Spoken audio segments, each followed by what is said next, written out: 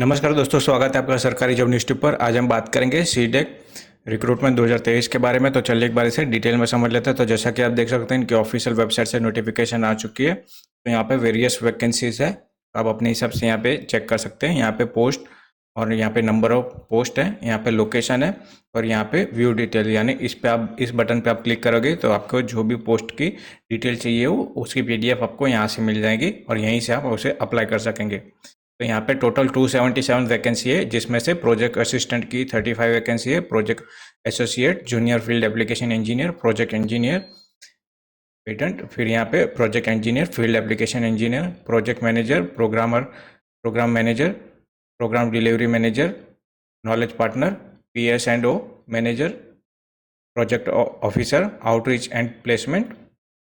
तो इस तरह से यहाँ पे टोटल 11 पोस्ट है। तो आप अपने हिसाब से यहाँ पे चेक कर सकेंगे और यहाँ पे लोकेशन दी गई है। जैसे कि यहाँ पे प्रोजेक्ट असिस्टेंट की है तो तिरुवनंतपुरम, फिर यहाँ पे project associate junior field application engineer Thiruvananthapuram, Silchar, Guwahati, anywhere in India. यहाँ पे आपकी ट्रांसफ़र कहीं पे भी हो सकती है, इंडिया में कहीं पे भी। अगर आपकी रिक्वायरमेंट पे कहीं और हुई तो, जैसे कि Delhi, Pune, anywhere in India, Bangalore, Chennai, Delhi, Hyderabad, Kolkata, Mohali, Mumbai, Noida, Pune, Thiruvananthapuram, Patna, Jammu, Silchar, Guwahati, anywhere in India, यानी आपकी पोस्टिंग कहीं पे भी हो सकती है। अगर कंपनी को लगा कि आपकी रिक्वायरमेंट कहीं और है तो वहाँ पे आपकी पोस्टिंग हो सकती है। तो इस तरह से आप यहाँ पे चेक कर सकते हैं। यहाँ पे टर्म्स एंड कंडीशन की बात की गई है। तो the position requirement are purely on contract basis, तो ये पूरा कॉन्ट्रैक्ट बेसिस पे रहेगा। तो यहाँ पे 3 साल का कॉन्ट्रैक्ट रहेगा। फिर आपकी जैसे कि कंपनी की रिक्वायरमेंट हुई और आपका परफॉर्मेंस कैसा है तो उसके बेसिस पे फिर आपको आगे भी बढ़ाया जा सकता है या फिर आपको टर्मिनेट भी किया जा सकता है जल्दी। तो यहाँ पे आपकी परफॉर्मेंस और कंपनी की रिक्वायरमेंट के बेसिस पे रहेगा पूरा। तो यहाँ पे 3 साल का कॉन्ट्रैक्ट रहेगा। फिर यहाँ पे क्वालिफिकेशन की बात की गई है। तो यहाँ पे ITI, फिर आपने डिप्लोमा किया हो, फिर डिग्री हो आपके पास। तो इस तरह से आप यहाँ पे चेक कर सकेंगे। तो जिस भी पोस्ट के लिए आप अप्लाई करते हो तो उसकी डिटेल उसमें आ जाएगी, क्या क्या रिक्वायरमेंट होगी उसके बारे में।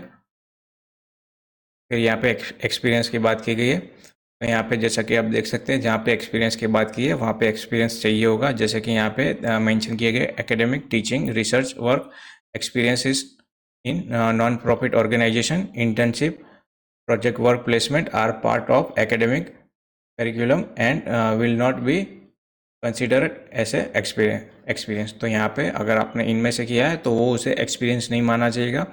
तो जिस कंपनी में आपने जॉब की है तो उसका एक्सपीरियंस लेटर आपके पास होना चाहिए, तब भी आपका एक्सपीरियंस गिना जाएगा। अगर आपके पास एक्सपीरियंस लेटर नहीं है तो यहाँ पे एक्सपीरियंस आपका नहीं गिना जाएगा। तो यहाँ पे एज लिमिट की बात की है। तो यहाँ पे गवर्नमेंट के रूल के हिसाब से जो SC ST OBC को एज रिलैक्सेशन मिलती है वो यहाँ पे ज़रूर मिलेगी, और जो गवर्नमेंट एम्प्लॉय है उन्हें 5 साल का रिलैक्सेशन दिया जाता है।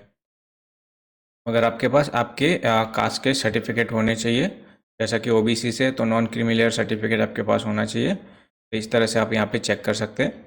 फिर यहाँ पे सिलेक्शन प्रोसीजर की बात की गई। तो यहाँ पे क्वालिफिकेशन और एक्सपीरियंस और आपकी पढ़ाई के बेसिस पे यहाँ पे आपका सिलेक्शन होगा। फिर आपका यहाँ पे जो भी सिलेक्टेड कैंडिडेट होंगे उनका रिटर्न टेस्ट होगा और उसके बेसिस से आपका सिलेक्शन होगा। तो यहाँ पे प्योरली यहाँ पे मेरिट के बेसिस पे आपका, जैसे कि यहाँ पे आप देख सकते हैं, written test, skill test, interview, उस तरह से यहाँ पे आपका, जैसे कि यहाँ पे participate in interview selection process. तो यहाँ पे प्योरली मेरिट लिस्ट पे आपका सिलेक्शन होगा।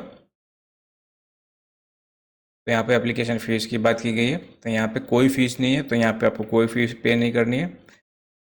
फिर यहाँ पे जो इंटरव्यू का कॉल लेटर है वो आपकी जो ईमेल आईडी आपने मेंशन की होगी ऑनलाइन एप्लीकेशन फिल करते टाइम, उसी में आएगी। यहाँ पे हार्ड कॉपी आपको नहीं मिलने वाली है कोई भी, तो आपको रेगुलरली आपका जो ईमेल आईडी है वो चेक करते रहना पड़ेगा। यहाँ पे सीडेक के पास सारे राइट्स रहेंगे कि वो वैकेंसी बढ़ा सकते हैं या घटा सकते हैं या पूरी प्रोसेस कैंसिल भी कर सकते हैं। तो ये इनके हाथ में रहेगा। तो हाउ टू अप्लाई, तो कैसे आपको अप्लाई करना है, तो यहाँ पे स्टेप बाय स्टेप दिया गया है।